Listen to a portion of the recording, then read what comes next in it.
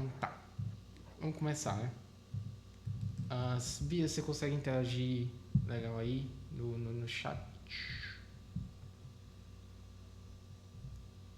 Isso é interessante discutir um pouco, né? Beleza. Tá, vamos começar pela L, né? Seguinte, a L ele dava uma lista de números e você poderia trocar os bits desses números. Então, no caso, os bits da representação binária, né? Então, por exemplo, se a gente focar aqui nesses dois, né? O 8 em binário, ele é 1, 0, 0, 0.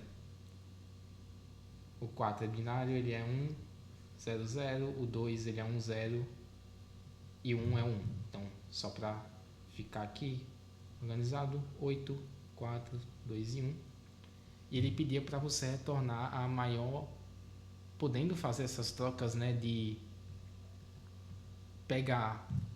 Você poderia fazer trocas tipo assim, pega o bit de um dos caras e troca. Então, eu poderia pegar o segundo bit, por exemplo, o segundo bit desses dois e trocar. E aí ficaria uma nova lista que é 1, 0, 0, 0, que é o 8. 1, 1, 0, que eu troquei esse 0 com esse 1. 0, 0, 1. No caso, no exemplo aqui, ficaria 8, 6, 0, 1. E aí ele pedia para você retornar a maior lista na ordem lexicográfica que você consegue reproduzir, né? E aqui ele explica o que é a ordem lexicográfica. Uma lista é maior que a outra. É tipo a ordem alfabética, certo? Só que no lugar de letras a gente tem números. Então, por exemplo, quando a gente vai comparar duas palavras, a gente vê qual é a que tem a menor primeira letra. E aí, no caso, a que tem a maior primeira letra, nesse caso, a que tem a maior número, ela é maior, a maior na ordem lexicográfica. Em caso de empate, a gente vai para o segundo. Em caso de empate, a gente vai para o terceiro e assim vai.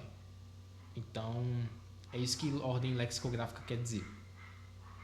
Então, basicamente o que a gente quer é que o primeiro número seja o maior possível. Depois o segundo, depois o terceiro. E por aí vai. Tipo assim, sempre vale a pena que o primeiro número, certo, seja o maior possível.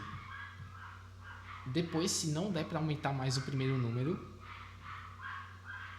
eu vou pro segundo, certo? Porque e depois eu vou pro terceiro e tal, porque são esses em ordem de peso que o que mais pesam para a ordem lexicográfica.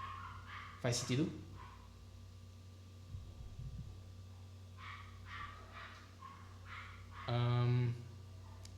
Então, qualquer dúvida, tipo, levanta a mão e digita aí, certo? Tá. Vamos olhar pro... Se a gente brincar com os testes, a gente pode perceber um padrão aqui. Então, se a gente olhar, por exemplo, nessa lista aqui, 8, 4, 2, 1. A lista, ela meio que tem esse formato, certo? Se a gente olhar em binários, na representação binária, ela vai ter esse formato aqui. Vou botar os zeros extras, né? E se a gente olhar a lista da resposta, ela vai ser assim.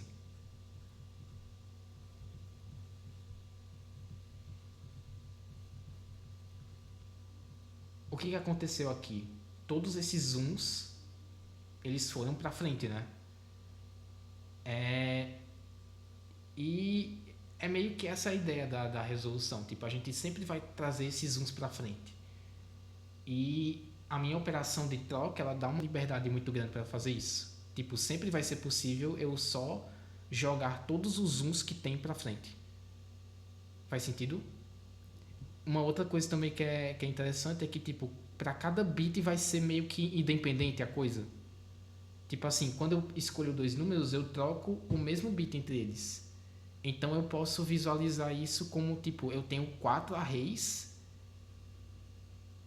No caso, não 4, mas assim, tipo, cada bit, para cada bit eu tenho um array específico para esse bit. No caso aqui, tipo, eu poderia ter mais, não interferiria porque seria tudo zero aqui depois. Mas tipo assim, um bit para cada array e eu jogar para cada um desses arrays jogar os uns para frente. Se a gente olhar nesse exemplo aqui, 12, 15 e 1, 20. Então vamos resetar aqui, né? 12 é 4, 8 mais 4, então 8, 4, 2. Pronto, isso aqui é o 12. Aí 15 é tudo. 15. 1 é só o primeiro. E o 20 é 16 mais 4, né? Então é o 20 aqui. 1, 20. E se a gente vai ter o array nesse formato aqui. Se a gente for olhar para a resposta final, que é 31, 13, 4, 0, 31 vai ser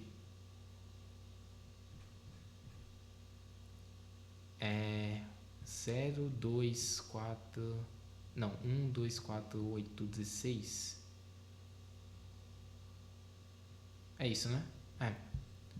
31, 13 vai ser 8 mais 4 mais 1. E 4 vai ser só isso daqui. Não, pera. Tá errado aqui. Opa, errei aqui. 8 mais 4 mais 1. Aí o 4 vai ser aqui. E o 0 zerado aqui, né? Então, ó, olha o que aconteceu aqui. A gente jogou os uns pra frente de novo. Que é justamente o que... Essa é a ideia, certo? Jogar os uns pra frente. Porque o primeiro cara sempre é o que tem mais peso na ordem lexicográfica, então a gente quer que ele seja o maior possível. Então, joga os uns pra frente. E aí, uma forma que você poderia implementar isso seria tipo varrer cada bit e contar. Tipo assim, quantos caras do meu array tem o primeiro bit ativado? 2. Então na minha resposta, os 2 primeiros vão estar com o bit 1 ativado. Faz a mesma coisa pro bit 2. Quantos caras estão com o bit 2 ativado? 1. Então o primeiro cara vai estar com o bit 1 ativado aqui. O bit 2 ativado. Bit 1, bit 2, 3, 4, 5. Aí aqui, quantos tem? Tem 3. Tem 1, 2, 3. Então, na terceira posição, você ativa 3. Os 3 primeiros. Faz sentido? Tirar o Telegram aqui. Então, eu acho que isso faz sentido, né? Então, é isso. No final, isso... Acho que é claro que isso produz a sequência lexicográfica maior.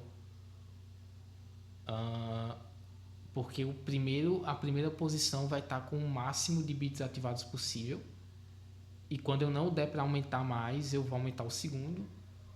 Quando não der para aumentar mais, eu vou aumentar o terceiro e por aí vai. Então, isso requer um pouco de manipulação de bit, né? Você tem que saber manipular operações de bit. Mas a gente vai ver isso no código agora. Então, vamos lá. L2.cpp. No código, basicamente a ideia é tipo, para cada posição, né, aqui dos bits, eu vou varrer o array e contar quantos caras estão com esse bit ativado. E aí nisso eu vou ativar o número de posições correspondente na resposta. Então se tem 2 caras com bit ativado, eu vou ativar 2. Se tem 3, eu vou ativar 3. Por aí vai. Então, assigned main. botar aqui o fast.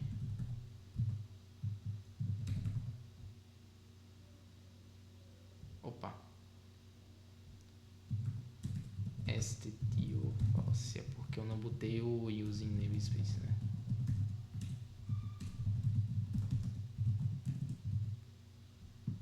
Sem botar aí. Então, tá, o input é como? Deixa eu ver. N um array, beleza. Então, int n, sem n, vector. Vou fazer um array para armazenar a resposta, né? Um array para armazenar a entrada e outro para armazenar a resposta. Então, vector int resposta. Vou ler a entrada aqui. E aí agora, para cada bit, a gente tem que fazer essa contagem, né? Um inteiro normal, sem ser long, ele tem 32 bits. Então, a gente vai aqui da posição 0, do bit 0. Eu vou até mudar de nome para ficar mais claro. Pos bit. Do bit 0 até o bit 31. Fazer 0 indexado que é mais fácil. Então, pos bit. E agora a gente vai varrer a posição, essa posição aqui, né? No array. Tipo, se a posição aqui é 0, eu vou ver o bit 0 de todos os casos do meu array. Então aqui para cada, vou iterar pelo meu array, e menor que n, mais. E aí eu vou contar, né? Então, contar quantos casos estão com o bit ativado. Então, vou manter um contador aqui também. Esse cara vai contar quantos bits estão ativados nessa posição. Para checar se o bit está ativado, o que eu geralmente faço, né? Pode ter várias maneiras aí. Tem um operador do C++ que é esse aqui, menor. O que ele faz, certo? Tá, vamos fazer o seguinte. Para checar se o bit está ativado, é esse comando aqui. Vamos detalhar mais como é que ele funciona. Esse operador aqui, ele é o operador de shift binário. O que ele faz? Ele desloca os bits daquele número quantas posições eu quiser. O número de posições que eu botei aqui. Então, por exemplo, se eu pegar 15, se eu pegar, por exemplo, 14 e eu shiftar 1, o que acontece? 14 em binário é 8 mais 4 mais 2. Então, 8 mais 4 mais 2. Se eu shiftar uma posição, todos os bits vão realmente ser deslocados uma posição para a esquerda. Então, isso vai virar 1. Que isso aqui em binário é 7, né? 4 mais 2 mais 1. Então, pronto. Esse resultado aqui é 7. Certo?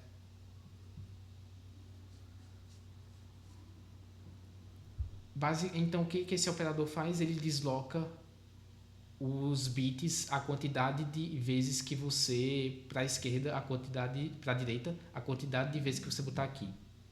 Então, se tu botar 4, ele vai deslocar 4 vezes. Se tu botar 5, ele vai deslocar 5 vezes. Por aí vai. O que esse I1 está fazendo? Esse E aqui, ele está fazendo o I. O I lógico mesmo. Quer dizer, bit a bit. Então, se tu pegar o 14 e fizer ele E comercial com 7, ele vai pegar cada bit e vai fazer o AND. 0 e 1 é 0, 1 e 1 é 1, 1 e 1 é 1, 1 e 0 é 0. Isso aqui deu esse número, que é 6. Então, 14 E lógico, no caso, 1 E só, com 7, dá 6. E aqui eu estou fazendo com 1, porque justamente eu quero pegar o primeiro bit. Vocês concordam que se eu tiver qualquer coisa, tipo... Remover aqui, né? Se eu tiver qualquer coisa e eu fizer um end com 1, no final isso aqui vai ser tudo 0. E aqui vai ser o bit que está aqui, na primeira posição. Então, essencialmente, o que eu estou fazendo? Eu quero pegar o bit que está na posição pós-bit. Eu desloco o número pós-bit casas para a direita e desse resultado eu tiro o primeiro bit. Isso é o equivalente de pegar o iésimo bit, né, do número que está aqui, que seria o AI. Eu acho que isso fez sentido, né? Então, é isso. Estou pegando o bit que está na posição pós-bit do AI. E eu estou vendo se ele está ativado. Certo? Se ele estiver ativado, então CNT++. Pronto. Estou contando quantos números no meu array tem esse bit ativado. E aí é só eu ir de ativar as primeiras posições, né? No caso, CNT posições. Então, eu vou de 0 até CNT. Eu vou ativar o iésimo bit, né? O bit na posição pós-bit daquele número. Resp, eu vou fazer assim. Resp recebe resp ou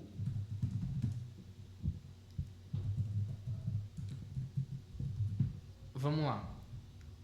Da mesma forma que esse aqui desloca para a direita, esse aqui está deslocando para a esquerda. Ele está pegando 1 e ele está deslocando o pós-bit para a esquerda. Então ele está adicionando zeros no final, está deixando esse número maior. E o OU é justamente para ativar, né? Ativar o bit na posição pós-bit do RESP-I. Porque qualquer coisa e 1 vai dar 1. Ou 1 vai dar 1, quer dizer. Então, é tipo, se o bit aqui já é 0, então vai ficar 1. Certo? Só desenhando aqui, eu vou ter 0, 0, 1, 0, 0, 0 e mais alguns zeros, possivelmente. Mas o 1 vai estar na posição que eu quero, que é a posição pós-bit. E aí, se eu pegar x, x, x, x, x, x e fazer o OU, aqui vai ficar do mesmo jeito e aqui vai ficar 1, necessariamente. Então, isso aqui vai ativar o iésimo bit, o bit na posição pós-bit da resposta. E aí pronto. É só a gente realmente exibir tudo. For int recebe 0 e menor que n e mais. Cout, resp, espaço. E só isso mesmo para resolver a questão. Make L2, ponto barra L2, 1.in.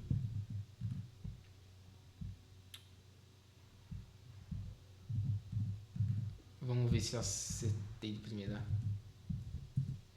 Ok, 15000, que é de fato aqui. E aqui é para ser 311340. De fato. Ok? Então é isso. Eu acho que a dificuldade dessa questão era saber manipulação bitwise, né? Mas fico me perguntando se não dava para transformar tudo para binário e fazer como se fosse string tudo. Ou se não usar bitset. Dava para Que, fazer também. Tipo, tem várias formas, mas acho que a dificuldade realmente é nessa ideia. é.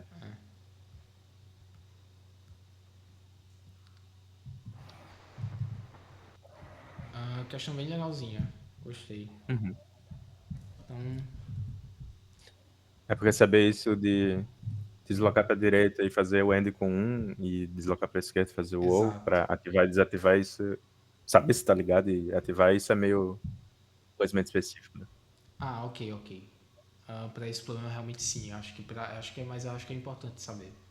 Sim, com certeza. Então, testar aqui, né?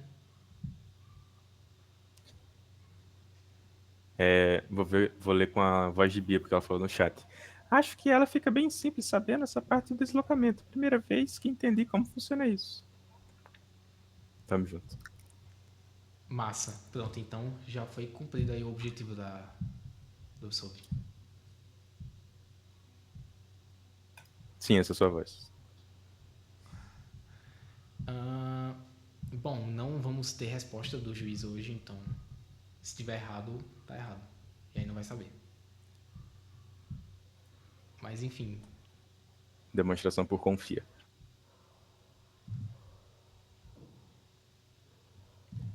Pronto, L já foi. Agora vamos pra. Assim, eu julgo a B mais fácil. Eu julgo não. A B foi estranha porque houve um efeito manada. Tipo, a B era muito mais fácil do que parecia. Mas a gente. Eu julgo a H bem mais fácil que a B. Ok, vamos de H. Ah, de fato, H não é difícil, não. Qual que você leu na prova, Bia? Entre B, H, K.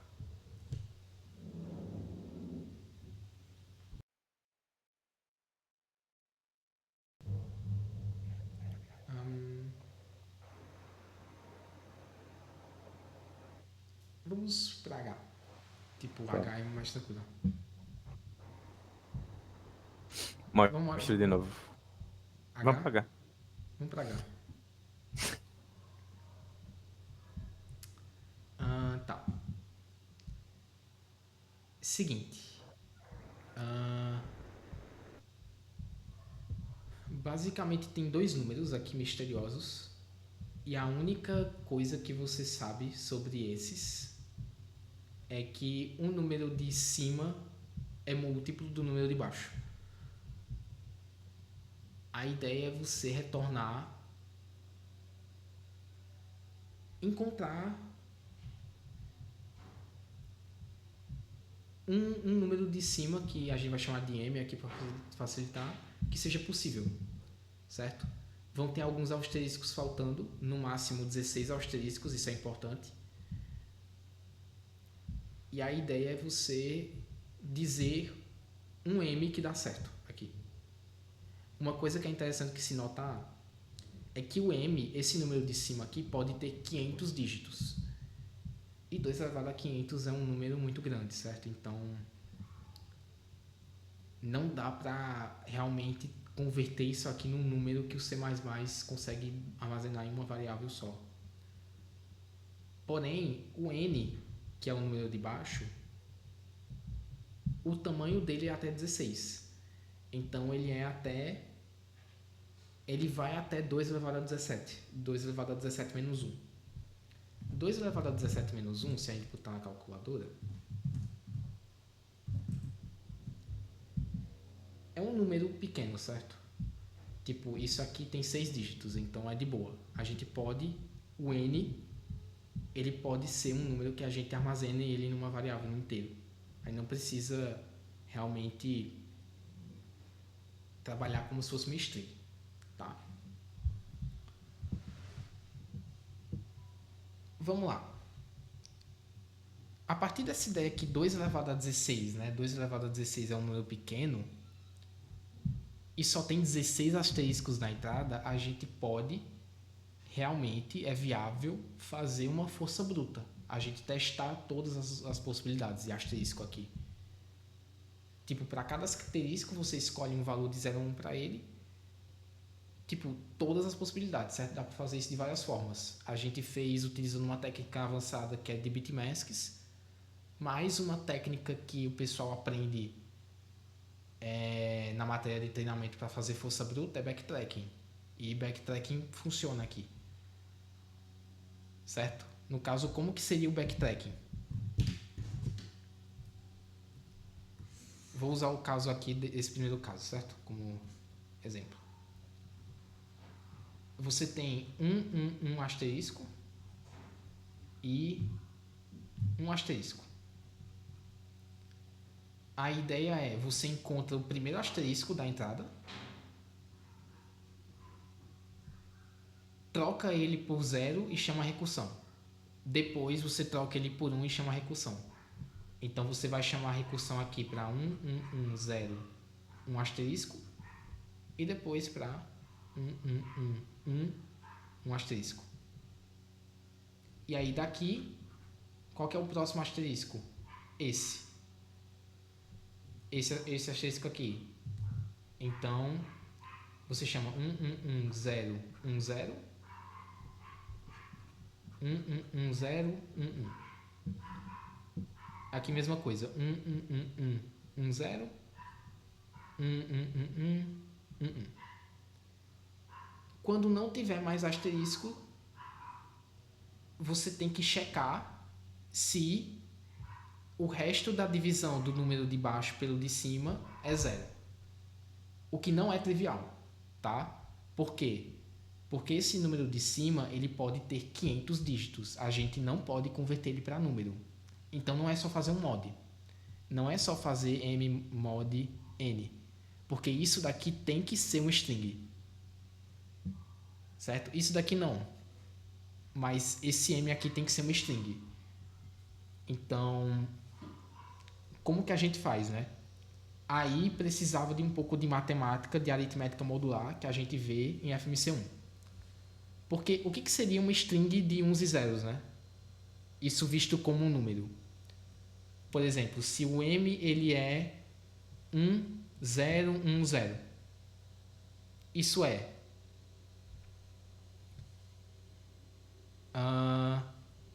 0 vezes... Isso é 0 vezes 2 elevado a 0, mais 1 vezes 2 elevado a 1, mais 0 vezes 2 elevado a 2, mais 1 vezes 2 elevado a 3. Então, a string de 1 e 0 seria basicamente, né, você pega a potência de 2 da posição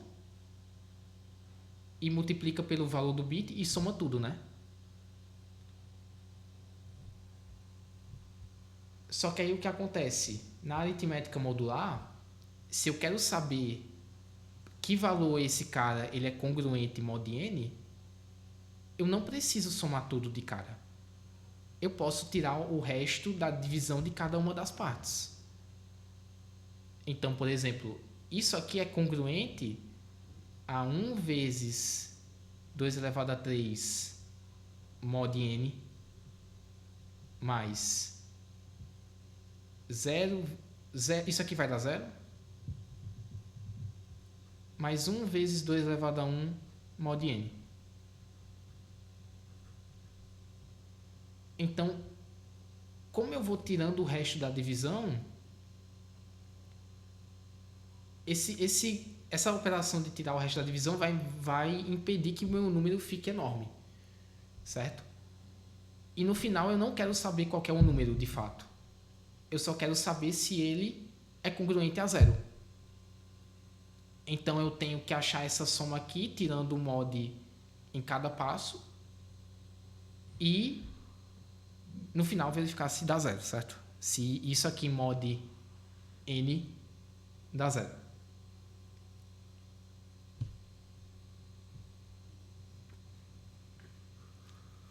Qualquer dúvida? Acho que isso fez sentido. Então, ok. Uma maneira que você poderia fazer, tipo a maneira que a gente fez, a gente pré-calculou as potências de 2. Então, a gente calculava um array auxiliar, né, PWI, que a ideia é que ele significaria 2 elevado a i mod n. E aí, como que a gente calculava esse array? PW de 0 é 1. PW de 0 é 1. PW de I mais 1 é igual PW de I vezes 2 mod N.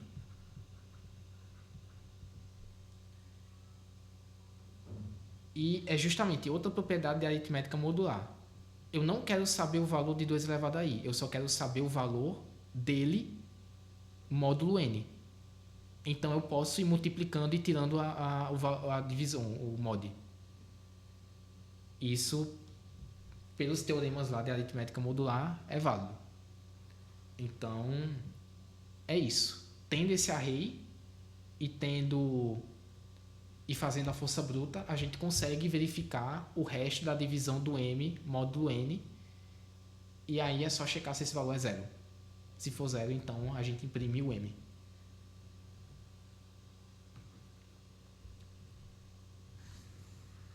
Vamos para o código. Sim, complexidade é... Esse código aqui é O de 2 elevado à quantidade de asteriscos vezes o tamanho do m. Porque para cada possibilidade, né, a gente tem que calcular aquele array que ele vai ter tamanho de m posições. Mas como esses valores são pequenos, é de boa de passar. Então, vamos lá, né? H2, opa, H2.cpp.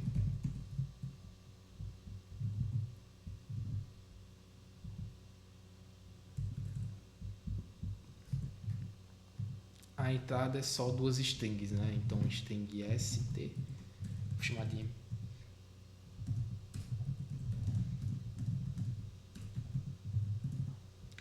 E aí a ideia é fazer o backtracking, né?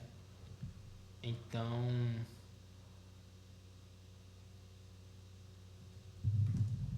cout backtracking.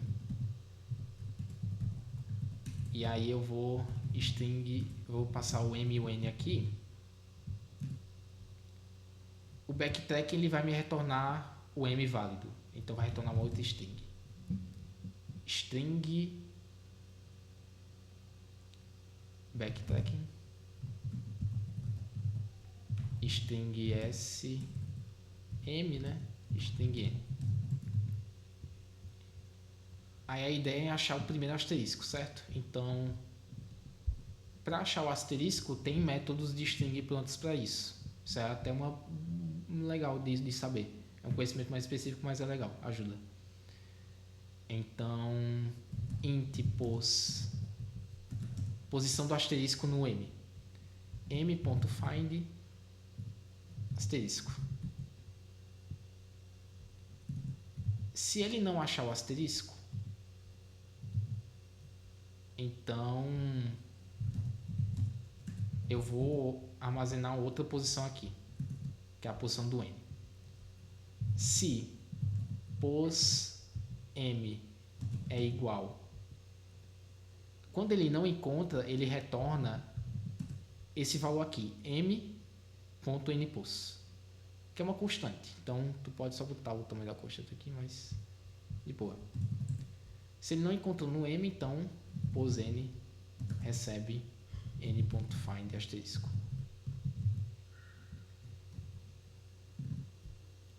Se por acaso ele não encontrou no n também, então porque não tem asterisco, certo? E aqui a gente retorna, a gente retorna aqui, né? Tem que retornar alguma string, certo? Mas a gente vai ver isso depois. Aqui a gente faz aquele cálculo, né? Cálculo do mod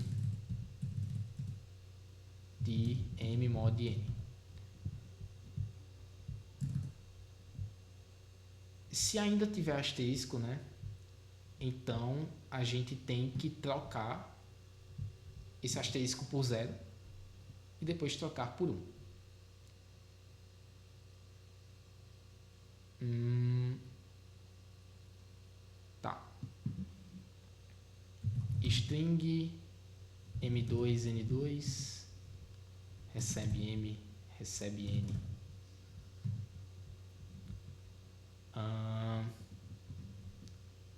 M2 na posição, if posM é diferente de m.npos, ou seja, se tem asterisco no M, né?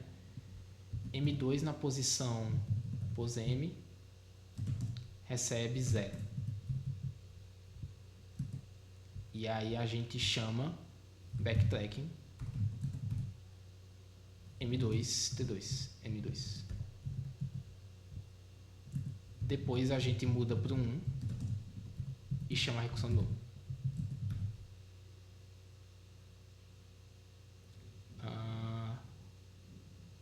M2, N2. Se não, é porque esse asterisco está no N, né? Então, N2 pos N recebe 0, backtracking M2, N2. N2 pos N recebe 1, backtracking M2, N2. Eu não sei se isso vai estourar a memória. Eu não sei se na minha solução original eu usei... ok. Não foi backtracking, não. Hã? Não foi backtracking. Não, mas... ok. Eu tentei... Eu fiz uma com backtrack que passou, mas eu não precisaria criar essas outras duas strings, né? Como é cópia... Como ele já copia, né? Eu não estou passando por referência aqui. Eu não precisaria criar... Eu poderia realmente mudar aqui direto o M e o N, certo?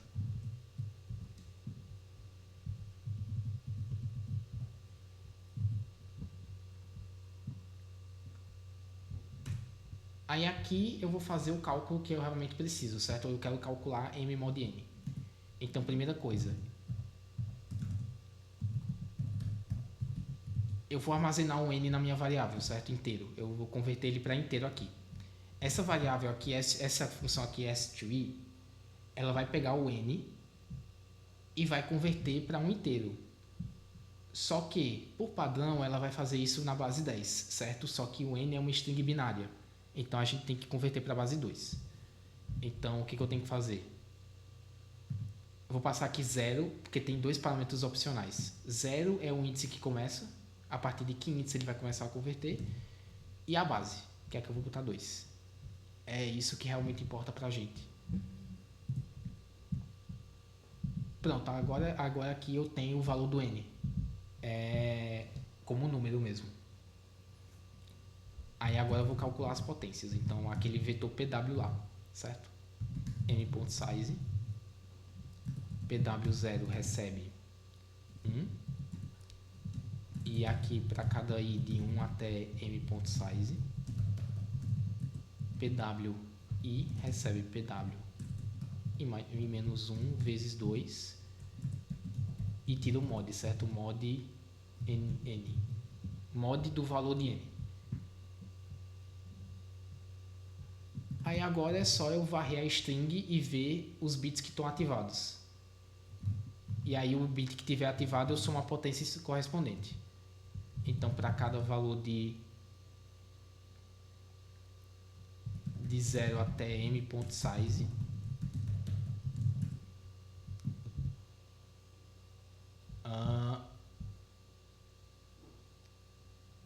sim, uma coisa, né, que pode bugar um pouco a cabeça. O primeiro bit tá na última, tá no final da string, certo? Porque a gente escreve da esquerda para a direita. Então os bits menos significativos ficam para a direita. Então eu tenho que ver, no caso na posição 0, eu tenho que ver se o primeiro bit está ativado, o último bit da string está ativado. Então seria M. Na posição M.size menos 1 menos i. Porque na posição, no bit 0, o bit 0 está na última posição, o bit 1 está na penúltima. Faz sentido? Ao menos para Paulo, Fouquet, que podem responder. Fouquet foi embora. Faz sentido. Então,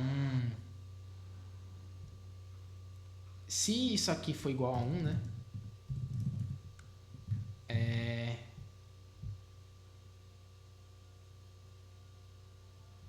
Ah, sim, a gente tentou codar em Python, né? Mas dá pra fazer isso em Python, tá? Sem precisar converter para string. Mas é bem mais. Tem que ser bem mais cauteloso. Mas enfim, se é 1, então a gente soma. Então eu tenho que armazenar uma variável para soma. Int soma recebe 0. Soma mais igual PWI. E soma mod igual mod. Mod igual n. Eu ia sugerir varrer a string do final pro começo, mas aí ia ter que fazer a mesma conta na G25, né? Isso aí. Não tem como escapar dessa conta mesmo. Só Pois é. você poderia inverter M, certo? Você poderia aplicar um reverse no M. É. Mas é isso. E aí, se soma é 0, retorne M. Se não, retorne um valor inválido. Certo? Vou botar aqui uma string vazia. Pronto. Aí aqui, se tu quiser melhorar mais, tu pode string ans recebe isso. Se ans não é inválido, aí tu já retorna ans sem chamar a recursão de novo, para ficar mais rápido. Se não, retorna isso daqui. E aqui mesma coisa, string ans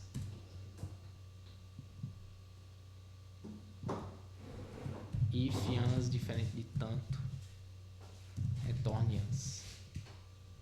Retorne isso. Pronto. Só para não arriscar, eu vou tirar esse else, senão o compilador vai reclamar. E é isso.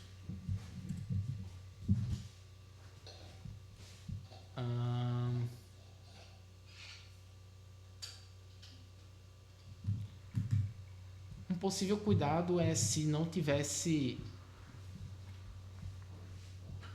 É se o n fosse 0, né? Mas é impossível dele ser 0, porque qual que é o problema do n ser 0? Você está fazendo uma divisão aqui, divisão por 0.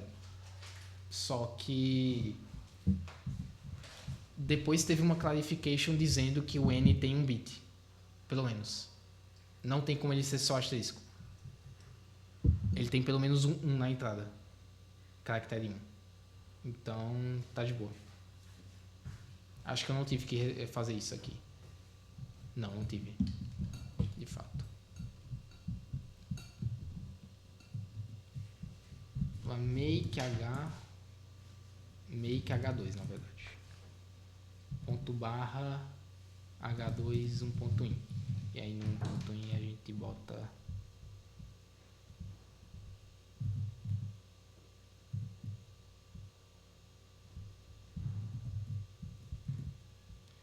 isso aqui é válido, certo? Não é a mesma coisa, mas tipo, é válido também porque isso aqui pode ser 2. Isso aqui pode ser. Isso aí é 14. E 14 é múltiplo de 2. Então, tipo, isso aqui é uma resposta válida. Certo? Foi a que ele encontrou primeiro. Tem outro exemplo aqui.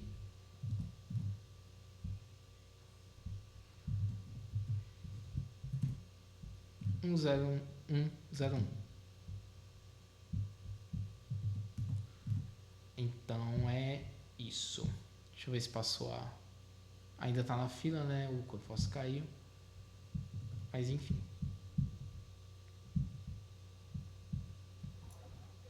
Solução com backtracking eu sempre fico com medo da MLR. Mas backtracking aqui deu certo, tá? Eu testei aqui. Essa daqui é uma solução com backtracking. É a mesma ideia.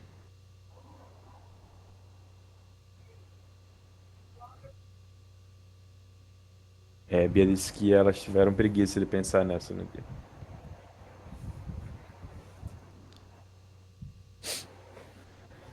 Ok. Fazer mais Entendo. uma. Vocês trabalham muito na K, né? Vocês querem vamos resolver a K?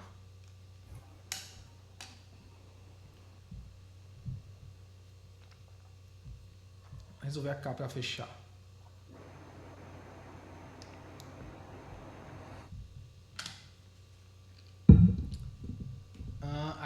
acho que todo mundo lembra. Você Lembro. tinha... Vamos lá, K.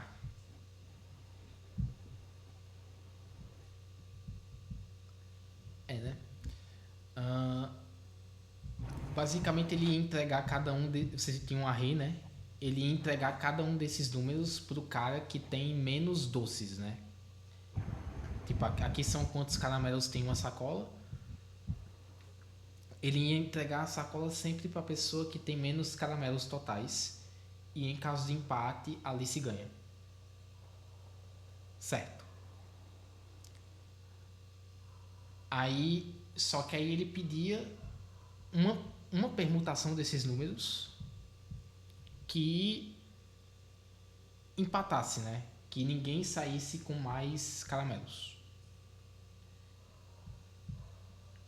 Então, vamos lá. Essa daqui, por exemplo, esse exemplo aqui, né? Se tu deixasse do jeito que tá, a Alice ia ganhar 1, Bob ia ganhar 2, aí a Alice ia ganhar 2. Iria ficar 3-2, né, pra Alice. Então Bob iria ganhar 3. E aí não ficaria igual. Mas se tu fizesse assim, a Alice ganhava 1, Bob ganhava 2, a Alice ganhava 3, Bob ganhava 2. E aí ficava 4-4. Justo.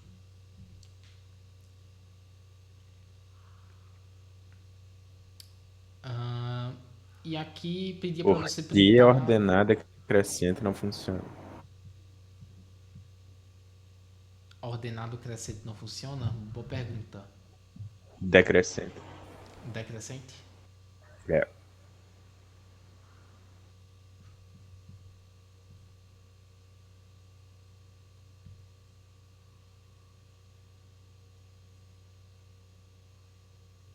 Isso aqui não dá errado, não? É -1. Ah, mas no caso ela Mas a ordenada checaria. crescente também daria menos um. Simularia, né? Isso. Simularia A ordenada ordenado crescente crescente. e. Isso. Tá. Deixa eu pensar aqui porque realmente não passou pela minha cabeça. Passou pela cabeça de Bia. O Ah, contra-exemplo é o seguinte: cinco caras.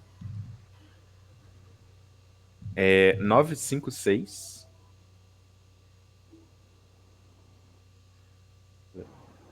tá, 956. 7, 5. Se tu ordenar decrescente, né? Ficaria 9, 7, 6, 5, 5. E aí você. 9 pra Alice, 7 pra. Bob. 7 pra Bob. 6 pra Bob. 5 pra Alice, 5 pra Bob. Não, dá Não. certo. Mas tem uma possível. Ordenar decrescente.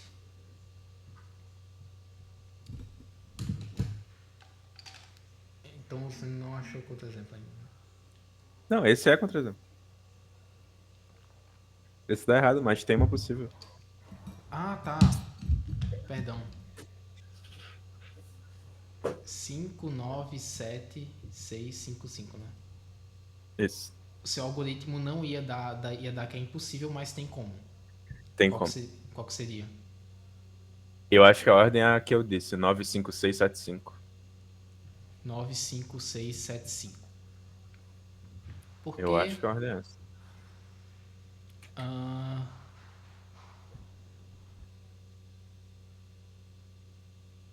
a Alice ganhava 9 mais 7, né? Que é 16. E Bob ganhava 16 também. Isso aí. Exato. Então, realmente valeu, Paulo, pelo outro exemplo aí. Não dá pra simplesmente Nada, eu ordenar. só passei 2 dias pensando nele. Beleza. Seguinte. Você ia pensar assim com os exemplos, né? E tu ia chegar numa certa conjectura assim. Você quer que cada um fique com metade e metade. Então você ia checar. Será que dá pra somar metade com os elementos do meu array? Metade do total?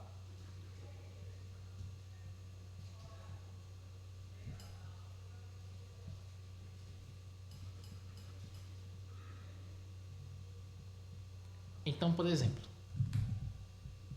a soma desses caras aqui é 9, 14. Metade de 14 é 7.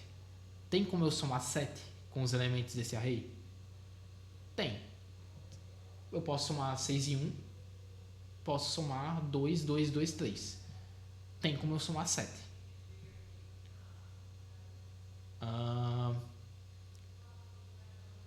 Aqui, a soma desses caras é par, certo? Se tu vê... É par. Se tu vê, tem 4 números ímpares, né?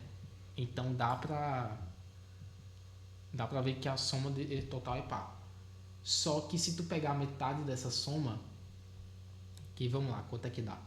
Dá... Dá 124. Pronto, metade de 124 é 62. Não dá pra somar 62 aqui.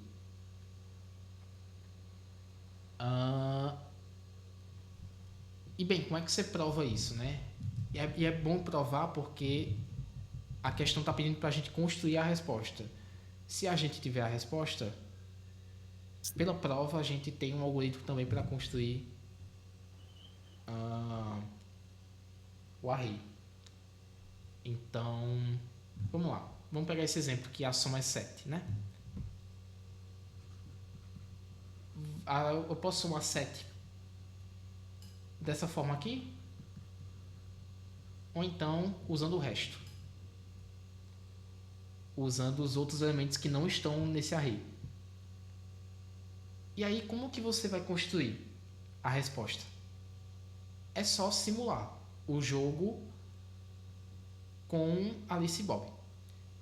Toda vez que a Alice receber, toda vez que for a vez de Alice receber um caramelo, tu vai tirar um cara daqui e vai colocar no array. Toda vez que for a vez de Bob receber, tu vai tirar um cara aqui e vai colocar no array. Então, por exemplo, tá 0 a 0. Quem que recebe? Alice. Então, 6. E a Alice ganha 6. Tá 6 a 0. Quem ganha agora é Bob. Então, você pega qualquer cara aqui e bota no array e dá para Bob. Então, mais 3 aqui. Bob ainda está perdendo, então você pega mais um de Bob. Bob ainda está perdendo, você pega mais um de Bob. Agora quem está perdendo é a Alice, você pega a Alice. Esse coordenado decrescente, impressionante. Nesse caso sim. Mas a ideia é essa. Resta só saber como responder essa pergunta, certo? E é aí que entra a programação dinâmica. Existe um problema muito parecido que é o problema da moeda.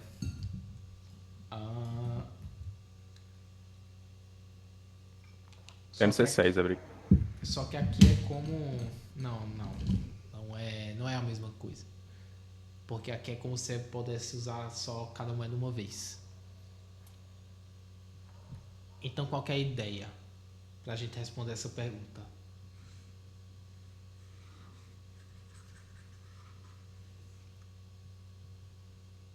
Eu vou definir f de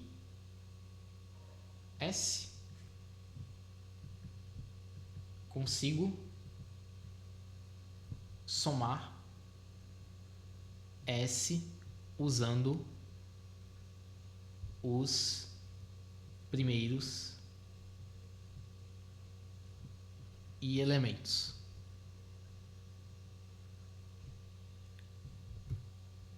O que a gente quer no final?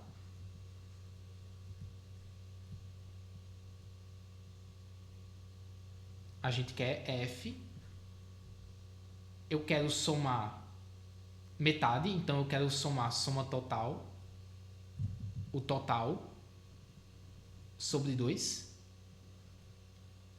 utilizando todos os elementos. Então aqui eu vou botar n, certo?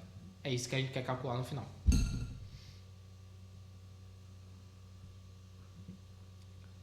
Então a gente chama essa recursão aqui, e como que vão ser as transições, né, dessa recursão? Que chamadas recursivas eu vou fazer?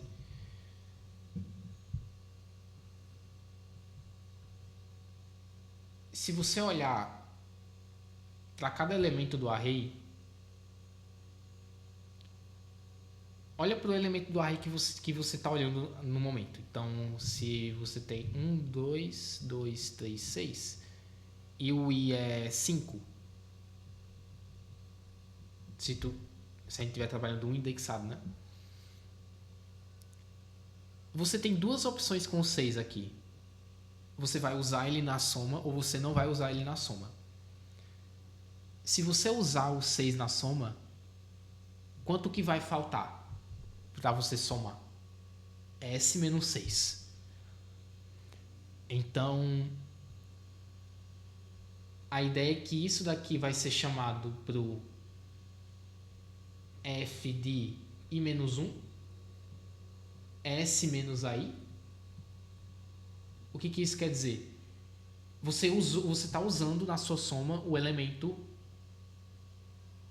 do i. Então, tipo, eu consigo somar S utilizando os primeiros elementos se eu consigo somar o que falta para o TS nos anteriores,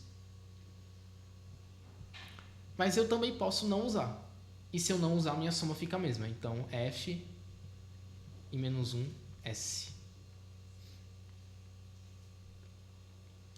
Então, eu consigo somar os S usando os primeiros elementos se eu consigo somar S menos AI utilizando os I menos 1 elementos anteriores, ou se eu consigo formar já a soma toda utilizando os I menos 1 anteriores. Então, é basicamente isso ou isso. E está feita a recursão, assim, a maneira mais básica da recursão. Só que isso só serve para a gente dizer se é possível ou não. Não serve para a gente pegar a resposta, né?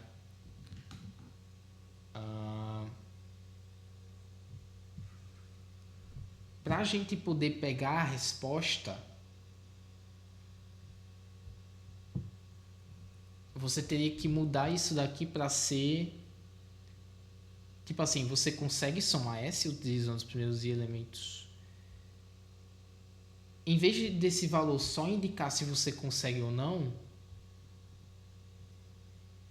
você vai pegar o último índice que vai ser usado na soma. Então, por exemplo, 1, 2, 2, 6, 3. Se tu quer, por exemplo... eu quero F de... Se tu, sei lá, de uma forma mais geral, quiser F de 5, 1. Você quer que isso retorne o último índice que tu usou para somar 1, basicamente. E aí a resposta disso seria 1. Não seria true ou false, seria 1, que é o índice 1. Certo? Se tu pegasse 2, você retornaria o número 2. Ou o número 2, depende das somas que você quer fazer, né? Mas, tipo, poderia ser uma resposta válida retornar 2 ou retornar 3. Tanto faz aqui para o nosso propósito. As duas formas estão certas. Se tu quisesse somar 3, também poderia ser ou 2 ou 3 os índices, os últimos índices, porque tem essa soma aqui e o último índice é 2. Tem essa soma aqui, o último índice é 3. E tem que pegar o último elemento também. Na verdade, pode ser, né? Tem essa soma aqui também, né? Então pode ser 5 também. Ah, então, qual que é a ideia? O último índice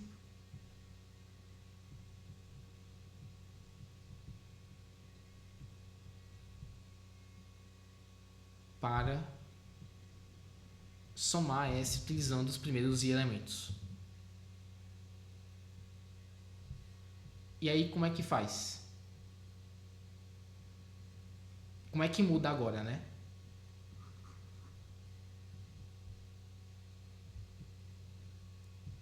Se não der, você retorna -1, certo? Só pra gente ter o padrão aqui de tipo se é impossível, se é possível ou não. Ou -1, sim, impossível.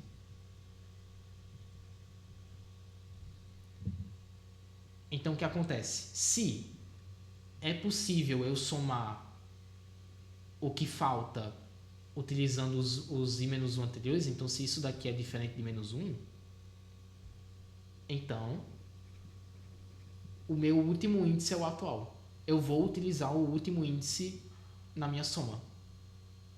Então retorna i. Se f de -1 e -1, se eu consigo retornar sem somar o S, então eu não vou estar adicionando um novo cara, eu só retorno o índice que eu já tenho. Retorne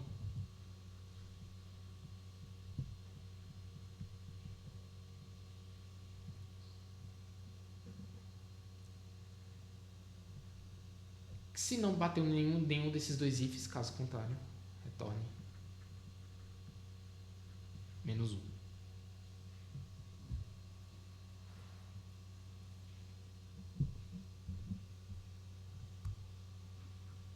Aí agora, como é que a gente faz para construir a resposta?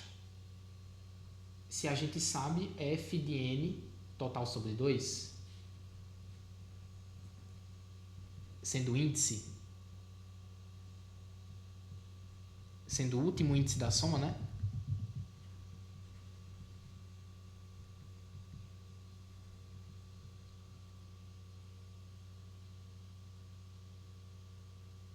Então eu sei, tipo, eu tenho que encontrar os índices que eu estou utilizando na soma, porque encontrando os índices eu consigo montar aqueles conjuntos A e B do início, e disso eu consigo construir um array. Então, se eu sei o último índice, que é esse daqui, como que eu vou conseguir o penúltimo? F de último índice. Eu vou pegar todo mundo que vem antes do último índice e eu quero somar total sobre 2 menos o valor do último índice que eu já somei. Então, por exemplo, se eu tenho um array 1, 2, 5, 6, 7, 9. E aí o último índice para somar 6, para somar 6 não, é um exemplo ruim. Para somar 12 foi esse. Então eu tenho que f de n12 é o índice 4.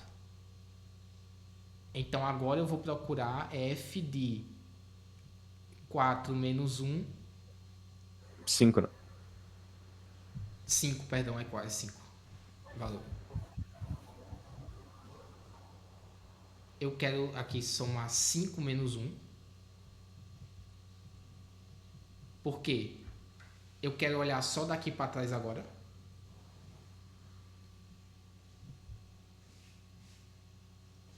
E como eu já estou usando o 7, então aqui eu tenho que subtrair 12 menos 7. Então agora do 4 até o índice 4 eu quero somar 5, certo? E aí o que isso vai me retornar? Vai me retornar 3. E aí do 3 menos 1 que é do 2, eu quero somar 0. Mas daqui acabou, certo? Acabou. Mas eu espero que isso faça sentido, que tipo, desse processo eu consiga obter os índices. Sabendo dos índices, você sabe os elementos, certo? Então, só terminando aqui o último índice. Aí disso tu faz do último pro penúltimo.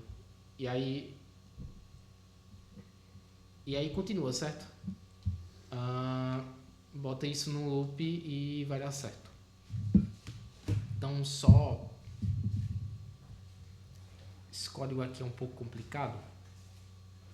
Eu não tô com a caixa. Você submeteu de novo? Eu submeti. Vamos lá. Mas gostaria de codar mesmo. É que não vai julgar, né? De fato. Mas deixa eu só copiar então. Pra ver aqui. Seguinte. É aqui. A gente está utilizando programação dinâmica, então tem que ter memorization, né? A gente tem, tipo, esse valor da ADP está armazenando o resultado e esse valor do cal que está armazenando se eu já calculei aquele valor ou não. Então, tem que ter esse valor da programação dinâmica.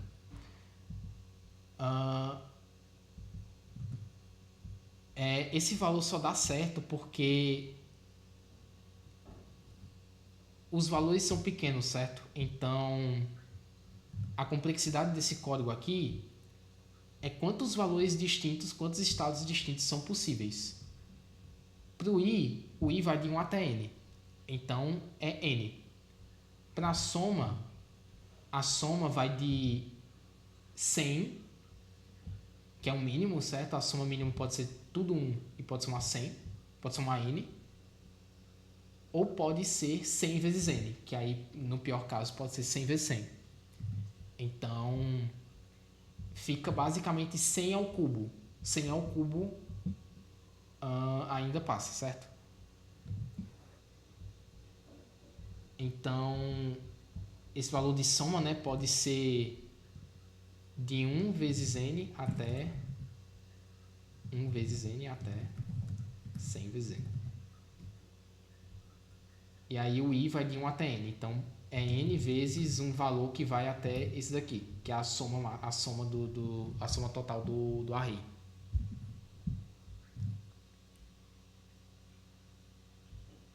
Então aqui, esse solve é aquela recursão que eu falei, certo? Se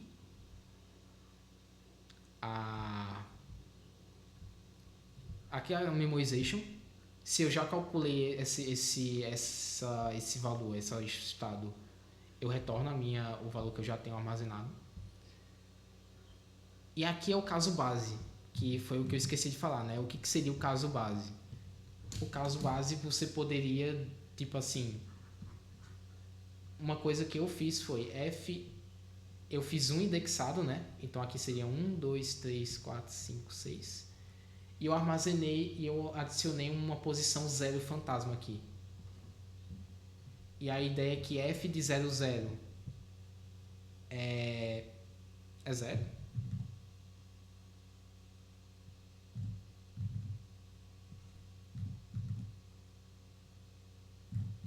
F de 0, 0 é 0, porque eu consigo não somar nada, não pegando nada.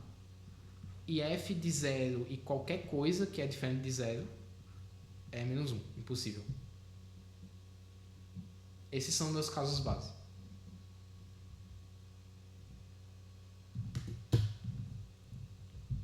Então aqui, se eu estou num caso base, né, ou seja, i igual a 0, então estou marcando esse valor como calculado e aí eu estou checando se a soma é diferente de 0, então é menos 1, não, é impossível essa soma. Se é 0, se é igual a 0, então vai retornar 0. E aí está retornando. E aí é basicamente aqueles dois ifs que eu falei, né? Se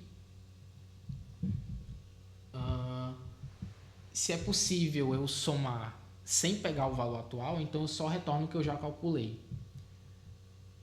Se não, se é possível eu somar com o valor. Se é possível eu somar com o valor que eu estou pegando atualmente, então eu retorno I, certo? E eu armazeno esse valor no DP. Isso daqui é basicamente tipo, é a mesma coisa de eu fazer isso daqui. Atribuir e depois retornar. É a mesma coisa. Isso aqui recebe I e retorna I. Se não, retorna -1. Um cuidado que você tem que ter é que essa soma, quando você faz soma menos AI, pode ser que a soma seja menor, né? E fique negativo. E aí, se ficar negativo, vai dar erro de tipo. Você vai estar acessando posição negativa de matriz, né? Então, tipo assim, se for ficar negativo, ele só pula, certo? Eu só fiz isso, porque se vai ficar negativo, né? Então não vai dar certo. Então, ele só realmente vai calcular esse valor se for maior ou igual que zero. Esse valor aqui. Então, justamente para evitar esse tipo de erro. Pronto, essa é a recursão. E aí, como que a gente calcula a resposta, né, baseada nessa recursão?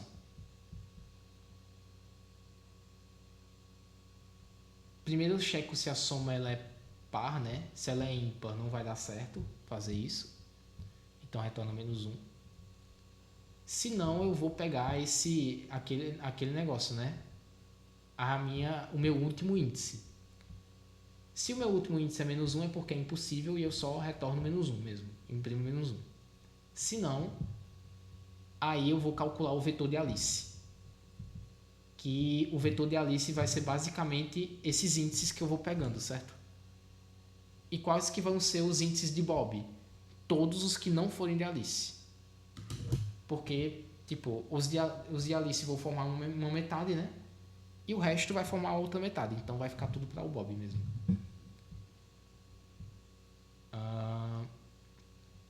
Então tá, Alice. Aí aqui eu vou armazenando o valor, quanto que falta, né, para somar a metade. E eu vou fazendo esse, tipo um backtracking, né, para tipo, ir pegando esses índices. Então eu pego o último índice, tiro da soma, e aí eu vou fazendo aquele negócio. Eu vou olhar para todos os índices que vêm antes de mim, né, para todo o array que vem antes, se eu consigo somar o restante. E aí no final esse vetor de Alice vai ter todos os índices que formam uma das metades, né? E aqui para o Bob você só adiciona todos os índices que não estão no vetor de Alice. Então aqui eu só estou marcando os índices que são de Alice e os que não forem de Alice eu vou botar para o Bob. E aqui você finalmente calcula a resposta, né? Você simula a partir desses arrays, você simula o jogo e quem for estar recebendo os caramelos, você remove do array correspondente e adiciona o elemento que você removeu no array. Então, se a soma de Alice é menor ou igual que a soma de Bob, então quer dizer que a Alice vai receber o doce. Quando a Alice receber o doce, você atualiza, né, a soma dela, adiciona um elemento de Alice na resposta e depois tira esse elemento do vetor de Alice. E mesma coisa se for a vez de Bob receber, né? Então, meio que análogo, você, quando o Bob receber, você adiciona na resposta o último elemento do vetor de Bob. Não precisa ser o último, pode ser qualquer um. Creio que dá certo.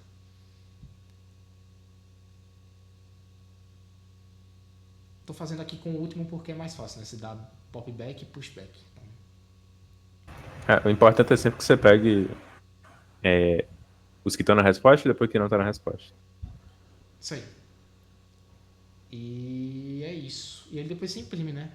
Tô botando aqui na o array resposta, é o array final que você imprime. Então, realmente essa é uma questão bem comprida, fica um código grande. Realmente eu não sei se tem outra maneira de fazer mais curto, mas é uma questão bem educacional de programação dinâmica. Realmente, tipo, é importante fazer bem essa questão para realmente entender programação dinâmica. É uma questão muito boa.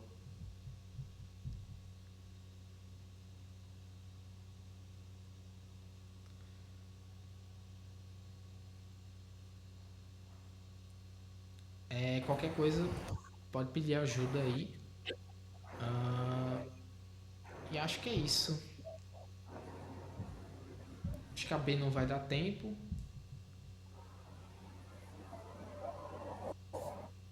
E também acho que muitos times não chegaram logo, então. Mas é isso. Tava gravando? Tava, ok. Eu vou upar no YouTube depois. Sem cortes, eu acho. Não sei se eu edito. E é isso. Obrigado, Ian. Valeu, Bia. Valeu, Paulo. Valeu, pessoal. Valeu.